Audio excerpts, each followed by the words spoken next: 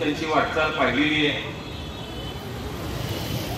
एक शिवसेनेचा वॉर्ड अध्यक्ष, तिथून कामगार सेनेचा अध्यक्ष, अशी त्यांची जी काही वाटचाल झाली आहे, त्या वाटचालीमध्ये विडी कामगारांचा प्रश्न असेल, यंत्रमाग कामगारांचा प्रश्न असेल, त्यांनी धडाडीनं काम केलेलं आहे। अनेकांचे प्रश्न सोडवलेत, आंदोलन केलेत, मोर्चे काढलेत आणि सतत झडत राहिलेत, कंटिन्युअसली झडत राहिलेत। अजूनही वय 70 आहे, परंतु 30तल्या तरुणाला राजवेल अशा पद्धतीने पायाला भिंगरी लावून पडत असतात आणि कामगारांसाठी कायम झटत असतात। एखादी मूर्ती तयार होताना त्या दगडाला जसे घनाचे खाव बसतात आणि घनाचे खाव बसल्याशिवाय त्या मूर्तीला रूप येत नाही, तसे अनेक घाव महाराजांनी आतापर्यंत त्यांच्या आयुष्यात सोसलेले आहेत, ते मी जवळून बघितलेले आहेत। महाराजांना समोरच्या पक्षातून तर विरोध होताच, त्यांना स्वकीयांनी सुद्धा विरोध केलेला होता।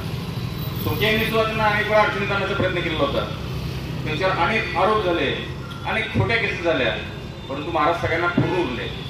शेवटी सत्याचा विजय होत असतो हे त्यांनी दाखवून दिलं आणि जसं दगडाचे ठाव बनवून चांगली सुंदर मूर्ती तयार होते, तसे विश्वनाथ महाराज आता या सगळ्यातून तावून सुलाकून सोन्याची झळाळी घेऊन बाहेर पडले आहेत। त्यांनी नवीन पक्ष स्थापन करण्याचा निर्णय मला सांगितला होता, करणार आहे म्हणून।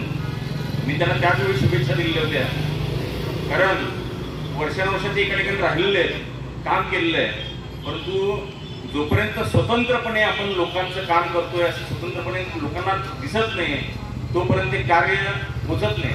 कुठलंही पद नसताना, ते संविधानिक पद कुठलंही नसताना त्यांनी आतापर्यंत इतक्या मोठ्या प्रमाणात कार्य केलेलं आहे। जवळपास 5000 विडी घरकुलांसाठी त्यांनी घराचं घरकुल बांधकाम केलेलं आहे, अनेक गरिबांना मोफत घरे मिळवून देण्यासाठी प्रयत्न केलेले आहेत। एक साधारण व्यक्ती इतकं चांगल्या पद्धतीचं काम करू शकत नाही, त्यांच्यामध्ये एक चांगलं बळ आहे, चांगली उर्मी आहे, चांगली इच्छा आहे, लोकांसाठी काम करण्याची धडपड आहे। त्यामुळे ते निश्चितपणे या नवीन पक्षाचं कार्य घेऊन जेव्हा लोकांसमोर जातील, काम करतील, आपण त्यांना निश्चितपणे, लोक त्यांना निश्चितपणे सहकार्य करतील, त्यांना साथ देतील आणि त्यांच्या पक्षाला भरपूर यश मिळेल असं मी त्यांना आज या प्रसंगी शुभेच्छा देतो आणि ते बसून